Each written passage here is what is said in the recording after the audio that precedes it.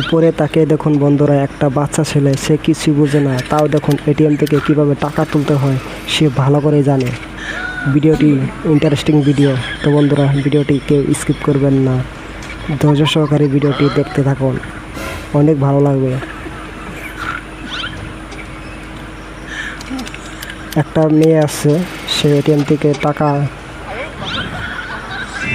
বের করে নিয়ে গেল। প্রথমে 500 টাকা ঢোকায়, তো ডাবল হয়ে পয়সাটা বেরিয়ে আসে। তো দেখি এ দাদাই কী করে। সে তো প্রথমে 500 টাকা একটা ঢোকাইলো,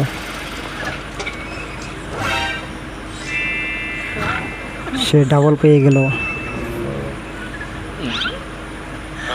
সে এখন করবে কি, বান্ডল বান্ডল টাকা এটিএম মেশিনে ঢুকে দিবে, দেখি টাকাটা বেরিয়ে আসে কি আসে না।